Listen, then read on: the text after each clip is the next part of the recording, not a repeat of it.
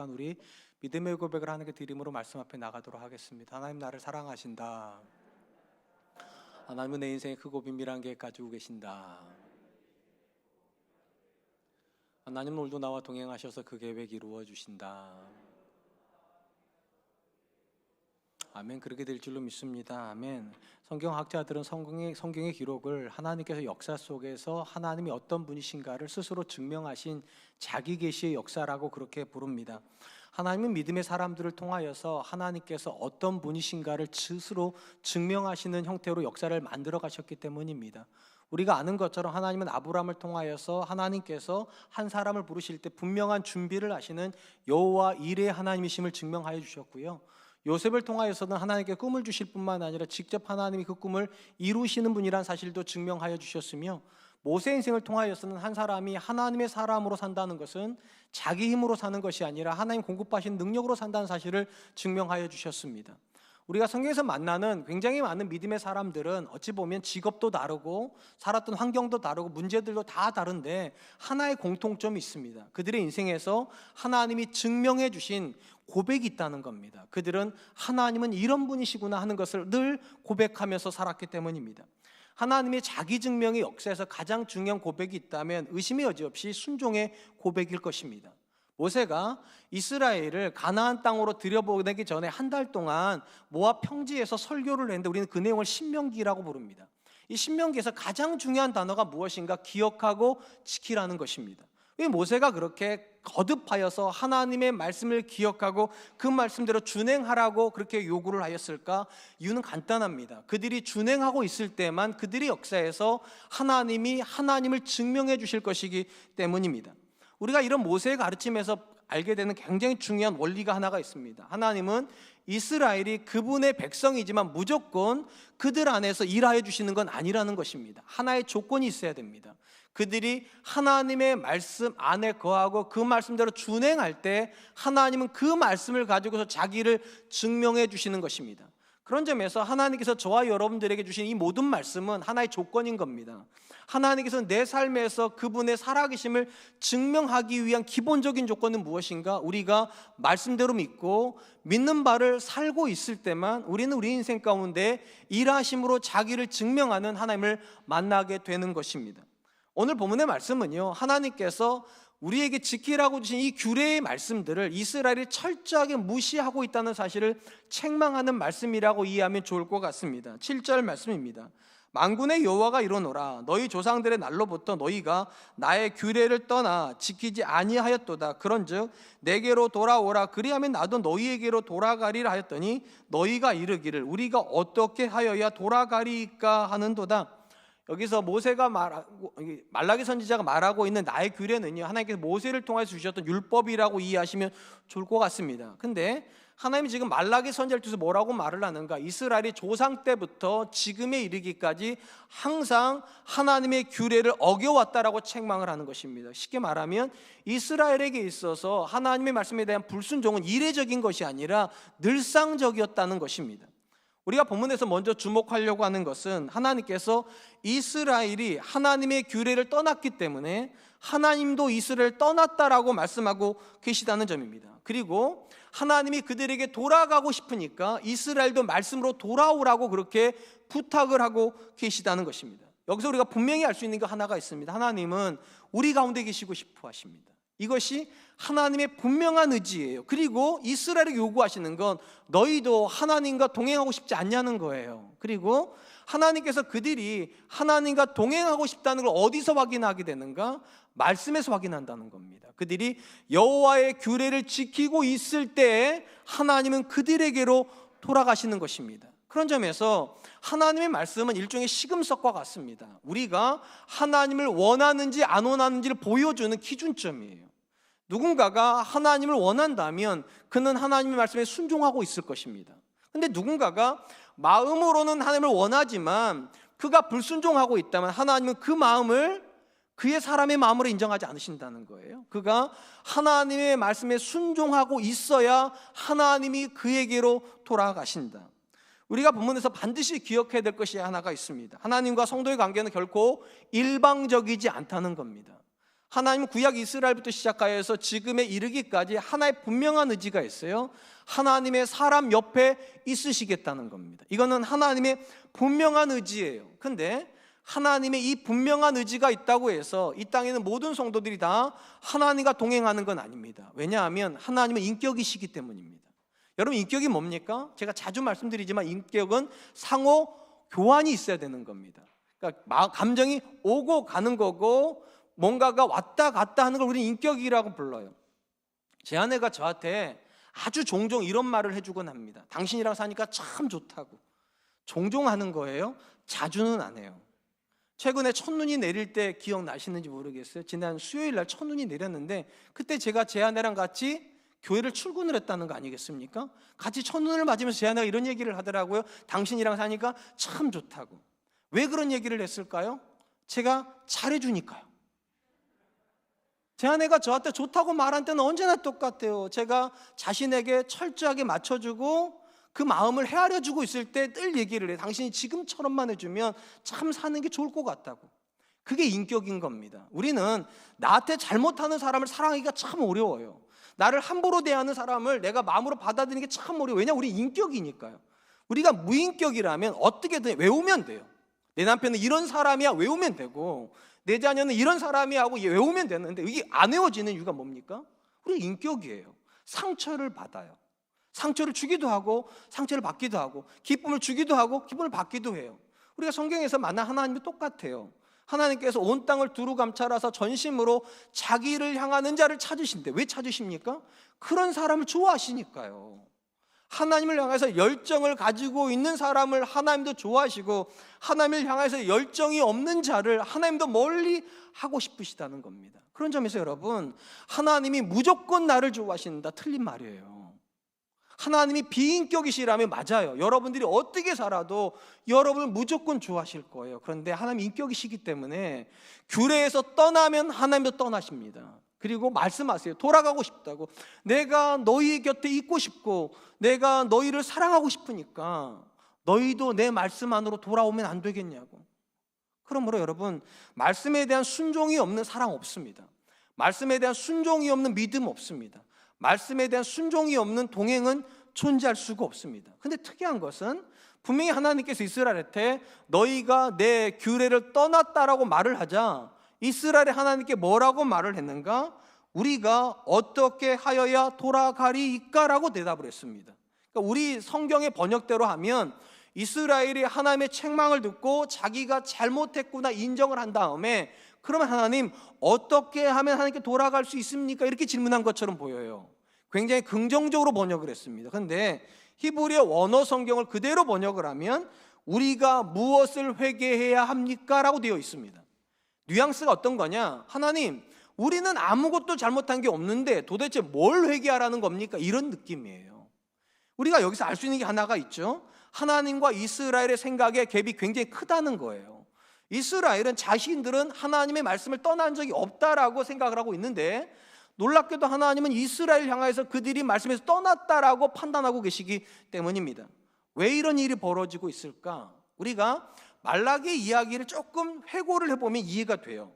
말라기 시대에 이스라엘은 어려운 환경 속에 있다고 말씀드렸어요. 포로 귀환을 하고 척박한 땅을 기경하면서 그들은 어렵게 살았어요. 그런데 어려운 중에도 그들은 성전을 지었습니다. 성전만 지은 것이 아니라 매 안식일마다 예배도 드리고 하나님께 예물도 드렸어요. 그러니까 그들 관점에서는 어려운데도 그들은 하나님께 번제도 드리고 화목제도 드리고 소제도 드리는 그런 일을 했어요. 그런데 하나님께서 뭐라고 말씀하셨습니까? 누가 저 성전 좀 닫아서 저들이 내 앞에 번제 좀 못하게 좀 해달라고. 왜 그렇게 하는 걸까요? 분명한 건 이스라엘 스스로 자신들이 하나님께 예배하고 있다라고 생각하는 형식을 가지고 있었습니다. 안식일마다 올라가고 그냥 가는 것이 아니라 염소도 가져가고 양도 가져가고 소도 가져가고 소재물도 가지고 갔어요. 문제는 무엇인가? 하나님이 그들에게 요구하시는 양은 아니더라는 겁니다. 하나님이 그들에게 요구하시는 짐승은 아니더라는 거예요. 그들은 좋은 것들은 감추고 병들고 그리고 허물이 있는 것을 가져가고 심지어 도둑질한 걸 가지고 가서 하나님 앞에 받으시라고 드렸다는 거예요. 그러니까 형식적으로는 그들은 말씀을 지키고 있는 것 같아요. 근데 하나님 그 본질을 들여다보세요. 정말 그게 말씀대로 지킨 거냐고. 형식이 좋다고 그게 내가 받아야 되는 거냐고. 그래서 하나님 말씀하셔서 성전문 좀 닫아줬으면 좋겠다고. 말씀이 없는 예배, 말씀이 없는 번제가 하나님께 살라지지 좀 않게 해달라고. 신앙의 여정에서 우리가 언제 가장 위험할까요? 이렇게 질문을 하면 많은 분들은 이렇게 생각을 하십니다. 내가 하나님 앞에 예배 안 드리고 봉사 안 하고 헌신 안 하고 있으니까 그때가 가장 위험하고 가장 조심해야 될 때가 아닐까. 그렇죠? 여러분도 가끔 그러지 않습니까? 내가 이렇게 살다가 하나님께 한 대 얻어맞지 그러신 분 없으세요? 저는 있어요. 제 아내랑 정말 심하게 싸울 때, 제가 이렇게 말하면 많은 분들이 우리 목사님 맨날 싸우나 보다. 그거 아니에요. 대부분의 시간은 평안해요, 여러분.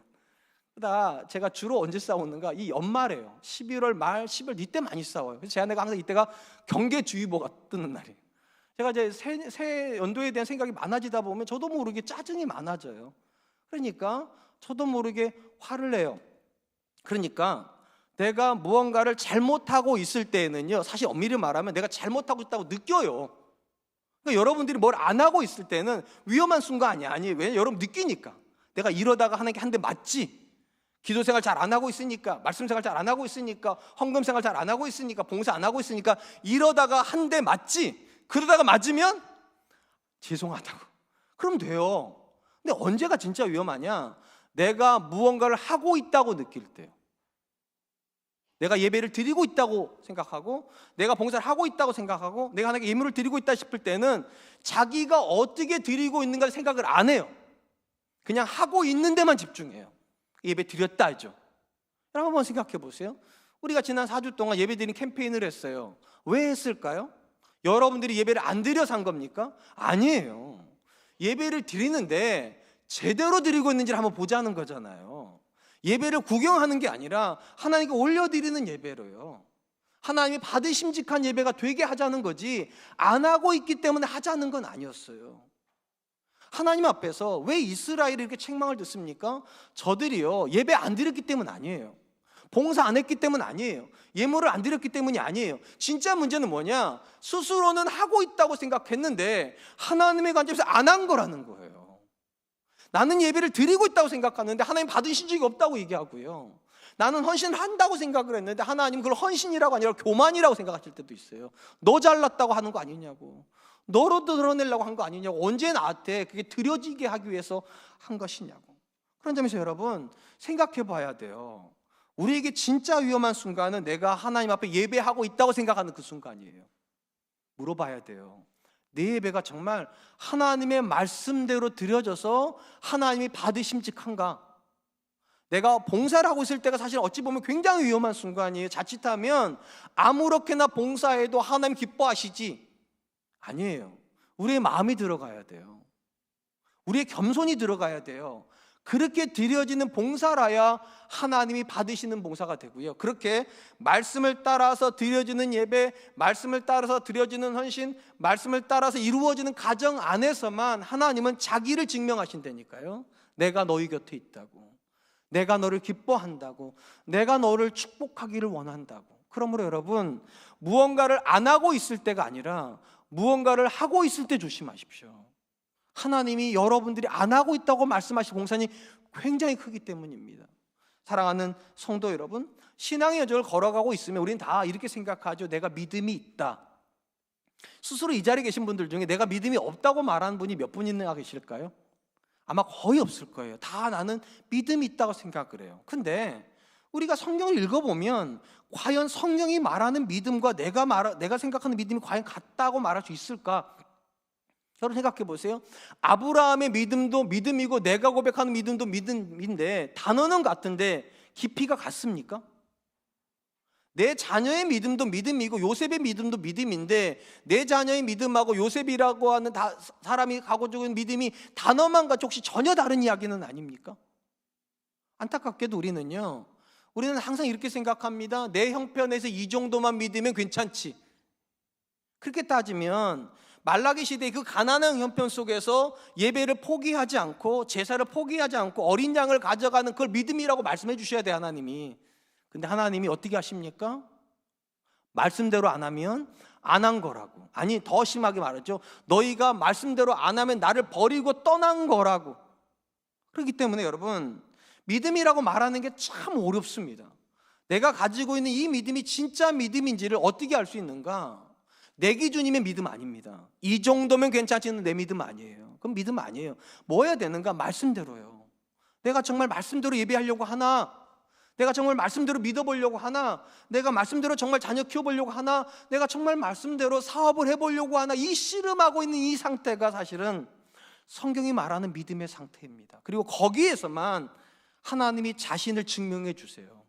하나님의 살아계심을요.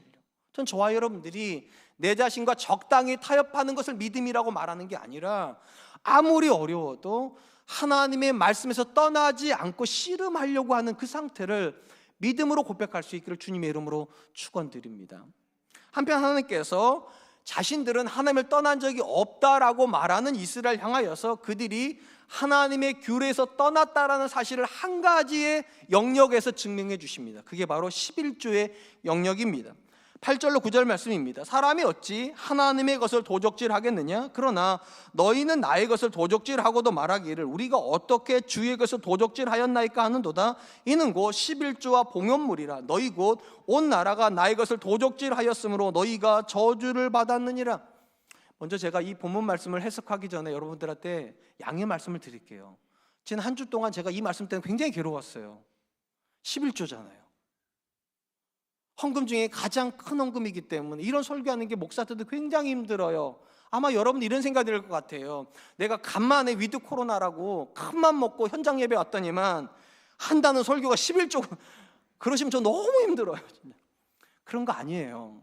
저도 굉장히 괴로웠고 어떻게 하면 이 말씀이 여러분들에게 상처가 되지 않고 말씀 그대로 우리에게 채찍들이 되면 채찍들이 되고 우리에게 격려가 되면 격려가 됐으면 좋겠다 싶은 마음으로 준비한 말씀이니까 오늘 나들으라고 한 설교인가 그런 생각하지 마시고 들어주셨으면 정말 좋겠습니다. 하나님께서 이스라엘이 하나님의 말씀의 울타리를 떠났다라고 하는 여러 영역이 있을 거예요, 분명히. 근데 그 중에 영역 쪽에서 하나님께서 굳이 11조를 말씀하시면서 뭐라고 말씀하시는가? 너희가 나한테 헌금을 안 드렸다고 말하는 게 아니에요.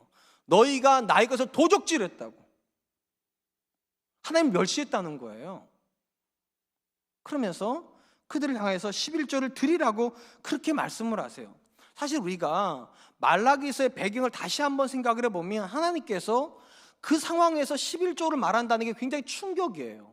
앞에서 말씀드렸듯이 이스라엘은 굉장히 곤고한 시절을 살고 있었습니다. 먹을 게 많지도 않았고요, 안전하지도 않은 땅을 그들이 기경하면서 힘들게 살고 있었으면 사실은 인간적으로 생각을 해보면 다른 걸 얘기하셨어야 돼요. 어려운데 어떻게 11조를 그들에게 얘기할 수 있겠어요? 나라도 그렇지 않습니까? 국민들이 어려우면 세금을 경감해 주잖아요. 그리고 다는 못 받으셨겠지만 80% 이상은 지원금도 받잖아요. 그럼 하나님께서 야 니네 어렵구나, 헌금 감면해 줄게 100분의 1. 안 좋아하시네. 그럼 1000분의 1. 그것도 안 좋아하시네. 그래야 되는 거 아니에요? 심지어 아니 일정 시간은 11조도 유예해 줄게, 헌금도 안 드려도 돼. 그래야 성도들의 마음이 좀 편안할 것 같은데 그 어려운 형편에 있는 이스라엘 향하여서 뭐라고 말씀하십니까? 너희가 나의 것을 도적질했다고, 왜 마땅히 드려야 될 것을 너희가 안 드리고 있냐라고 그렇게 말씀을 하세요. 그러니까 제가 괴로운 게 이런 거예요. 부요한 이스라엘 향하여서 11조의 명령을 했다면 제가 설교하기 쉽겠어요. 근데 굉장히 가난하고 없는 사람들은 이스라엘 향하여서 왜 11조를 안 드리냐고 말씀하시니까 설교하는 제 마음도 굉장히 무거워요. 근데 다시 한번 생각해 봐요. 왜 이 어려운 형편에 있는 이들에게 하나님께서 11조를 콕 집어서 말씀하셨을까? 이게 그들에게 가중시키기 위한, 고통을 주시기 위한 것일까? 아니면 그들을 하나님께서 정말로 바른 길로 인도하고 싶으셨을까? 저는 후자라고 생각을 합니다. 왜냐하면 우리가 이 본문에서 11조의 의미를 이해를 하려고 하면요, 이 11조의 배경이 무엇인가를 좀 이해할 필요가 있습니다. 성경 안에서요 11조가 모든 이스라엘에게 보편적인 명령이 된 것은 출애굽한 이후입니다. 하나님께서 이스라엘 출애굽시킨 다음에 시내산에서 십계명을 주시고 율법을 주시고 그들에게 명령하신 것이 11조예요. 이게 보편 명령입니다. 그러면 출애굽기 이전에는 11조가 없었냐? 있었어요. 창세기에 있어요. 크고밖에 두 번 나와요. 첫 번째 나오는 건 창세기 14장에서 아브라함이 조카 롯이 시나리 연합군에게 포로로 끌려갔을 때 군대를 끌고 가가지고 데리고 오죠. 모든 전리품을 취하고 돌아올 때 하나님의 제사장인 멜기세덱을 만납니다. 그리고 그 멜기세덱에게 전리품의 10분의 1을 드려요. 이게 최초의 11조입니다. 두 번째 11조가 어디에 나오는가? 창세기 28장에 나와요. 야곱이 형 에서를 도망쳐서 피하면서 베델이라는 곳에서 잠시 돌베개를 벗사와서 잠을 자다가 환상을 보죠. 하늘이 열리고 천사가 오르락 내리락 하고 그 끝에 하나님이 계세요. 그리고 하나님이 뭐라고 말씀하시는가? 내가 너에게 땅의 약속과 민족에 대한 약속을 주고 내가 너를 평안하게 다시 이 땅으로 돌아오게 하리라. 이 말씀을 듣자 야곱이 뭐라고 말하는가? 만약 하나님이 내게 약속하신 대로 내가 평안히 이 땅으로 돌아올진대 내가 하나님께 10의 1조를 드리겠나이다. 자, 여기서 모든 사람들에게 보편적인 11조가 있기 이전의 11조, 11조의 뿌리가 되는 고백이죠. 아브라함의 11조와 야곱의 11조가 나오는데 이 아브라함의 11조와 야곱의 11조에서 가장 중요한 고백은 돈의 고백이 아니라는 겁니다. 아브라함과 야곱이 고백하는 11조의 핵심은 다스림이에요. 한 번만 생각해 보세요. 아브라함이요, 시나리 연합군하고 싸웠어요. 근데 이 시나리 연합군이 어떤 나라냐? 소돔과 고모라와 4개의 연합군이 못 이긴 나라예요. 국가들이 싸워도 못 이긴 연합국가예요. 근데 아브라함이 오직 318명만 데리고 가서 싸웠어요. 그리고 318명은 군인들이 아니에요. 집에서 길리운 종들이에요. 밥 갈고 소치고 양치고 전쟁이라고는 해본 적도 없는 그런 민간인들을 데리고 나가서 싸웠는데 이겼어요. 그러면 상식적으로 이게 누가 이기게 하신 걸까요? 아브라함 고백이 그거예요. 하나님이 싸워주셨다. 하나님이 우리로 이기게 하셨다. 이 고백을 가지고 11조를 드리는 거예요. 야곱이 지금 형 에서가 무서워서 도망치는 입장이에요. 도망치는 사람이요, 땅을 차지한다? 상상이 되세요? 도망치는 사람이 민족을 이룬다? 상상이 되세요? 도망치는 사람이 다시 원래의 땅으로 돌아와서 번성케 된다. 여러분 그게 믿어지세요? 야곱에겐 이거는요, 하나님이 다스려 주시지 않으면 안 되는 일인 거예요. 이 기적과 같은 일이 내 인생에 일어난다면 내가 하나님께 11조를 드리겠나이다. 그러니까 아브라함이 고백하고 있는 11조나 야곱이 고백하고 있는 11조의 본질은 하나님이 하셨다는 것이 기본이에요. 하나님이 이 싸움을 이기게 하셨다. 하나님이 나로 다시 돌아와서 땅을 차지하고 민족을 이루게 하셨다. 당연히 하나님이 하신 일이다. 이걸 고백하는 게 11조의 고백입니다.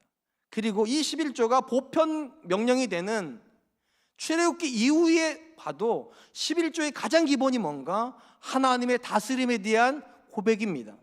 한 번만 들여다보죠. 신명기 12장 1절 말씀입니다. 내 조상의 하나님 여호와께서 내게 주시어서 차지하게 하신 땅에서 너희가 평생에 지켜야 할 규례와 법도는 이러하니라. 모세가요, 이스라엘을 모압 평지에다 모아놓고 조금만 있으면 건너가면 이스라엘 땅이에요. 이스라엘 땅에 가가지고 그들이 지켜야 되는 규례와 법도를 설명하는데 그 규례와 법도 중에 하나가 11조입니다. 근데 전제가 있어요. 내 조상의 하나님 여호와께서 내게 주셔서 차지하게 하신 땅에서. 여러분, 이스라엘은요 군대 조직이 아니에요. 그들은 노예였다니까요. 그냥 어느 날 갑자기 하나님 내보내셔가지고 무기 하나 없이 나왔어요. 그리고 그들이 가나안 땅에 가서 정복해야 되는 나라들은 이미 다 정착된 나라이고요, 성벽이 있고 칼이 있고 무장된 사람들이 어떻게 이겨요?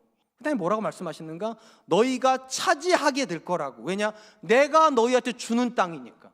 그러니까 기본 전제가 무엇인가? 이스라엘에게 있어서 11조의 가장 중요한 개념은 딱 하나예요. 하나님이 다스린다. 내 인생에서 되어지는 어떤 일도 하나님 빼고는 설명할 수 없다. 이 고백을 가지고 11조를 드리는 거예요. 그런 점에서 누군가가 11조를 하고 있다는 것은 믿음을 고백하고 있다는 겁니다. 하나님, 내가 여기까지 온 게 하나님의 은혜입니다. 정반대로 누군가가 11조를 안 하고 있다는 것은 그가 가난하다는 뜻이 아니에요. 물질에 믿음에 가난하다는 거예요. 하나님의 다스림을 경험하지 못하고 있기 때문에.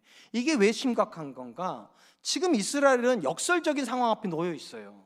그들이 이렇게 생각하잖아요. 우리가 빈곤하니까, 어려우니까 11조 못하지. 근데 하나님 뭐라고 말씀하시는가? 너희가 11조를 안 하기 때문에 내가 너희를 다스릴 수 없고, 다스릴 수 없기 때문에 너희 땅이 저주받은 거라고. 굉장히 역설적이에요.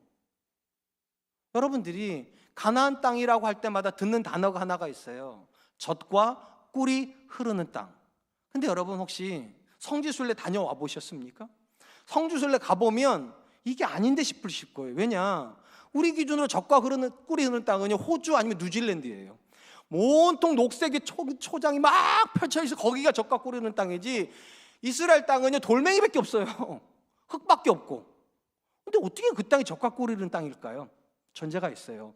하나님이 다스려 주시면 그 척박한 땅이 젖과 꿀이 흐르는 땅이 된다고. 하나님 그 땅에다가 비를 내리실 거거든요. 하나님 그 땅에다가 이슬을 내려주실 거거든요. 그래서 도무지 아무것도 못 자라는 땅에서 풍성함을 거두게 될 거예요. 하나님이 다스려 주셔야. 근데 문제는 무엇입니까? 이스라엘이 하나님의 다스림을 포기하면 그 땅은 돌멩이만 있는 땅입니다. 그러니까 역설적이에요. 그들이 빈곤하기 때문에 물질을 더 아끼기 위해서 11조를 못 드리면 이 빈곤이 그들이 받아야 된 복을 막아버린다는 거예요. 돈을 드리는 게 아니죠. 이스라엘에게 있어서는요, 하나님의 다스림을 인정하는 믿음을 드리는 겁니다. 이제 중요한 관건은 이겁니다. 이 11조의 명령이 과연 우리에게도 해당사항이 있냐는 거예요.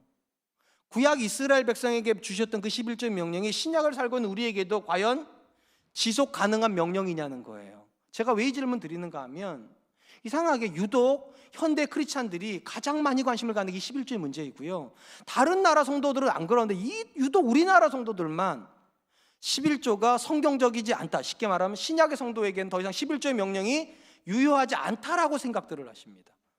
왜 그런가? 목사님들이 그렇게 설교하는 분들이 많아요. 11조는 구약의 율법 안에 들어가 있고 예수 그리스도의 율법이 완성되었기 때문에 더 이상 신약의 성도들은 11조의 명령에 매일 필요가 없다. 그리고 어떻게 보면 굉장히 일리가 있는 게, 있어 보이는 게, 구약에는 11조에 대한 명령이 굉장히 많은데 신약에는 11조에 대한 명령이 거의 안 나와요. 그러니까 목사님들의 설교가 맞는 것처럼 보여요. 그런데 11조에 대한 명령이 없냐? 그렇진 않아요. 있어요. 아주 간혹 있어요. 근데 그 명령을 누가 주셨는가? 놀랍게도 예수님이 주셨어요. 마태복음 23장 23절입니다. 화 있을진저 외식하는 서기관들과 바리새인들이요, 너희가 박하와 회당과 근처의 11조는 드리되 율법에 더 중한 바 정의와 긍휼과 믿음은 버렸도다. 그러나 이것도 행하고 저것도 버리지 말아야 할지니라. 예수님께서요, 예수님 당시에 서기관과 바리새인들이 백성들한테 율법에 명시한 11조만, 그러니까 온갖 채소의 11조를 계속 강조하는 걸 보시고서 이렇게 말씀하세요. 11조보다 더 중요한 계명이 있다고. 정의와 긍휼과 믿음이라고.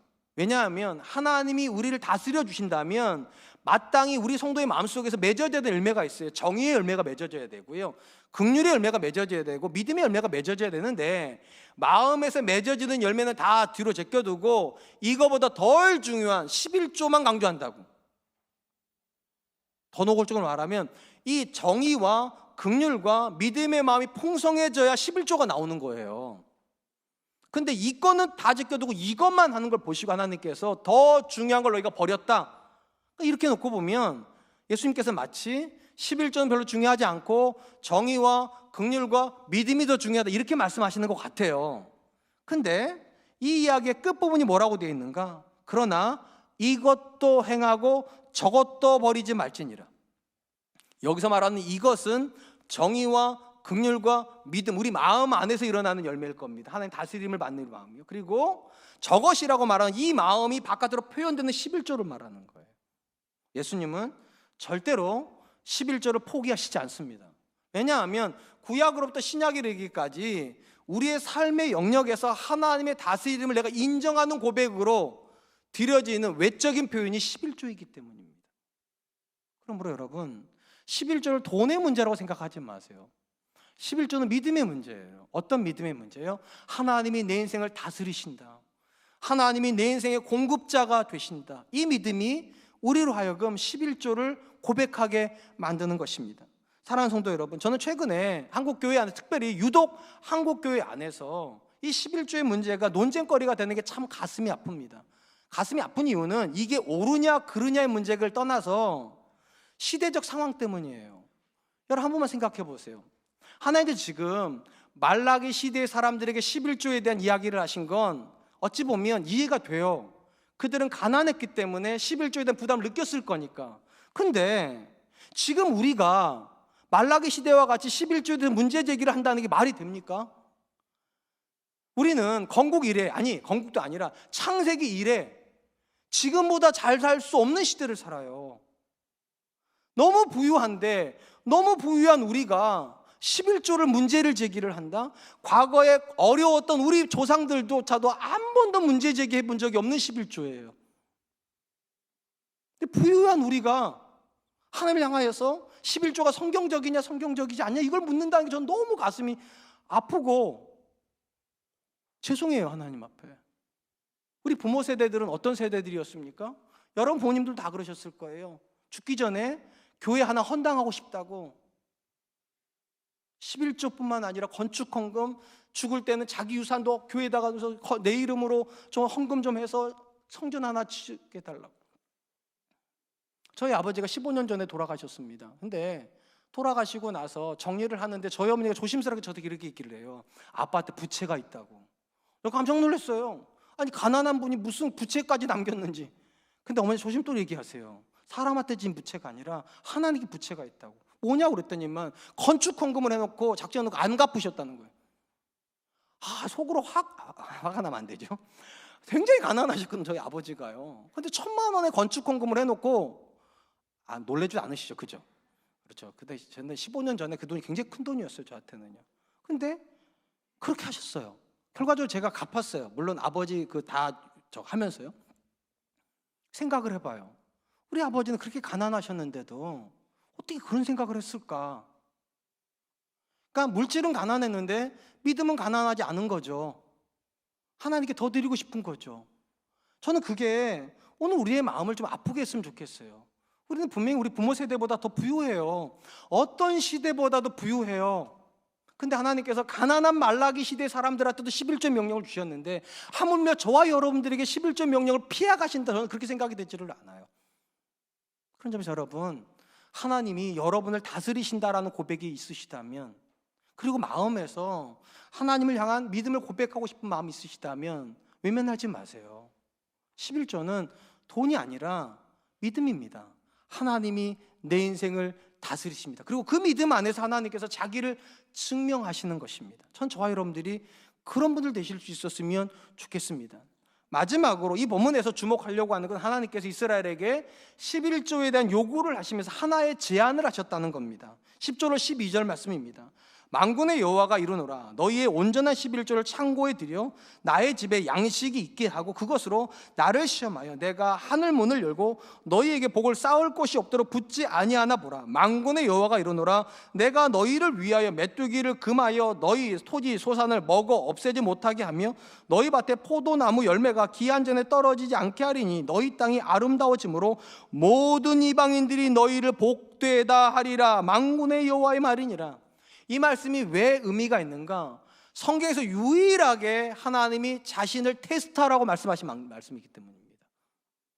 하나님께 11조를 드려서 내가 너희 창고를 차고 넘치도록 하는지 안 하는지 너희가 나로 테스트하라, 시험하라. 이게 왜 놀라운가 하면은요, 예수님께서 시험 받으실 때 뭐라고 말씀하셨습니까? 주 너희 하나님을 시험하지 말라. 엄밀히 말하면요, 하나님이 시험의 대상이 될 수가 없습니다. 그죠? 왜냐하면 우리가 하나님을 믿는다고 말하면서 하나님을 시험할 수는 없잖아요. 믿음과 시험은 반대말이니까.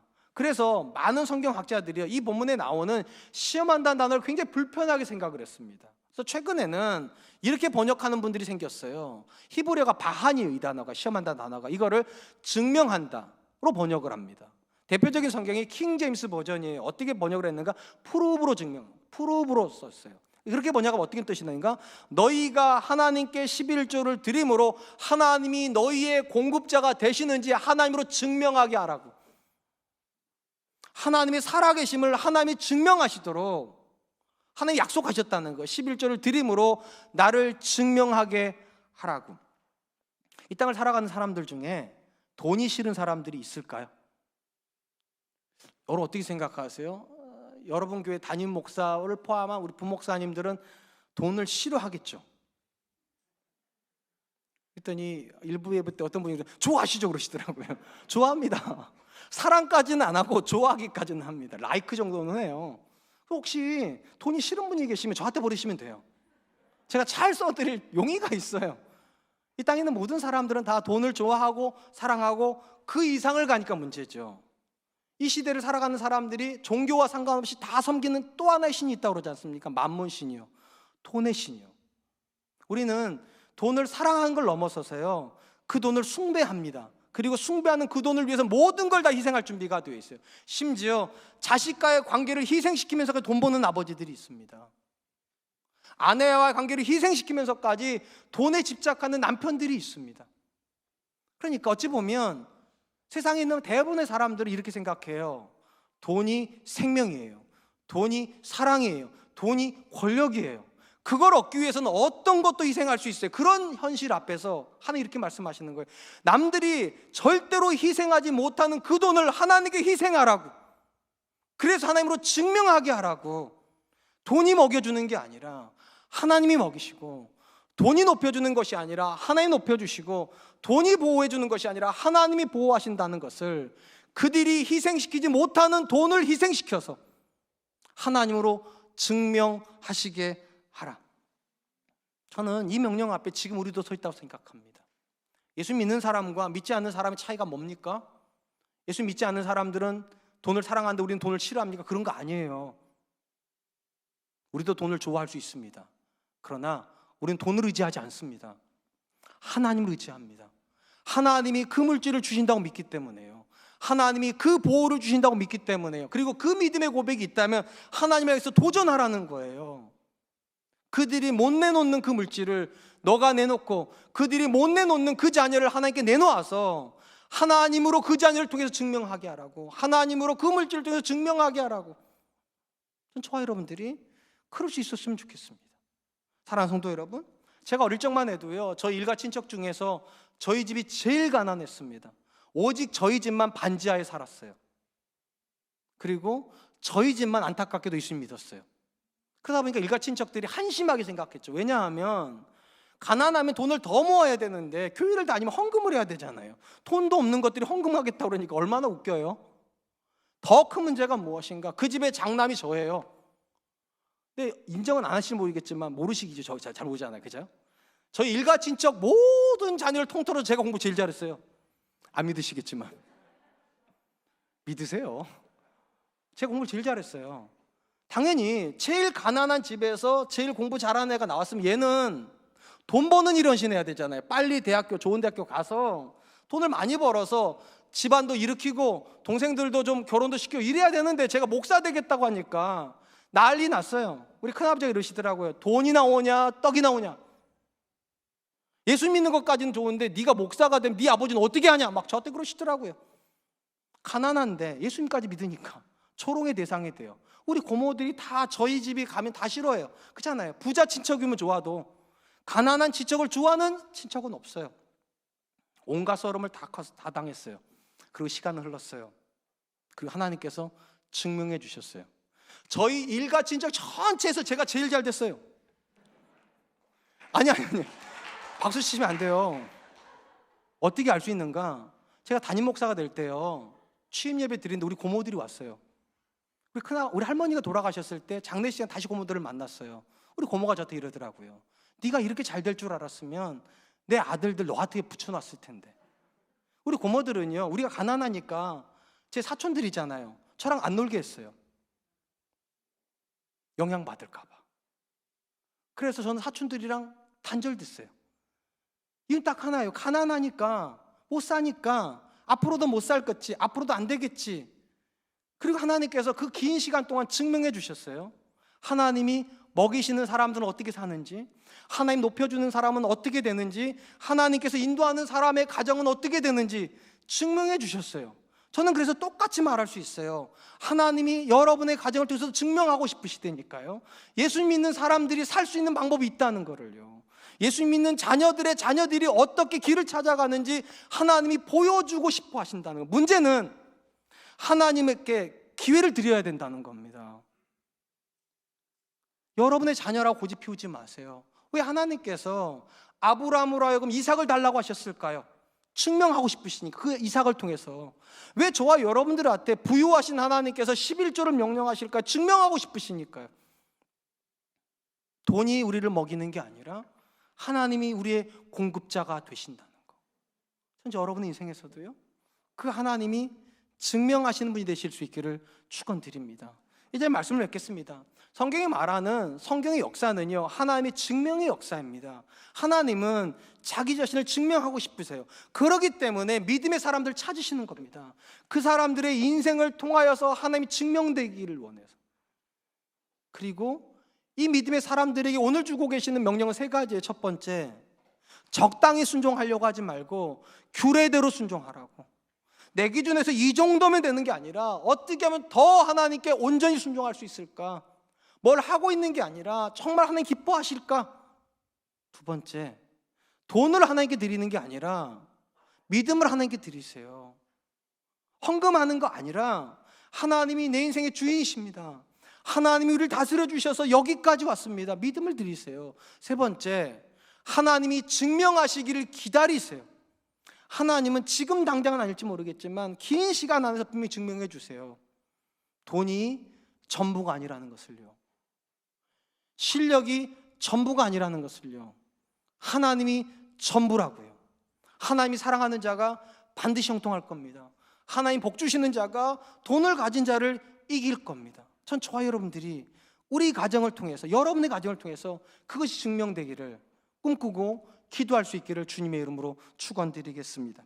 이 시간 주신 말씀을 기억하면서 세 가지를 놓고 기도했으면 좋겠습니다. 첫 번째, 하나님, 적당히 순종하는 자리 머무는 것이 아니라 말씀을 붙잡고 철저하게 씨름하면서 하나님을 기쁘시게 하는 순종의 고백을 드리는 사람 되게 해주십시오. 두 번째, 내 지갑을 열을 때 돈을 드린다고 생각하면서 헌금하는 아까운 사람 되지 말게 해주시고 믿음을 고백하는 사람 되게 해주십시오. 하나님이 다스리신다, 하나님이 공급하신다. 세 번째, 하나님이 내 인생에서 증명하시도록 하나님께 내 인생을 드릴 수 있는 그런 사람 되게 해주십시오. 그리고 내 인생을 통하여서 하나님이 살아계심이, 내 자녀 인생을 통해서 하나님이 인도하시는 분이심이 증명되게 해주십시오. 우리 같이 한 번만 기도하도록 하겠습니다. 기도하겠습니다.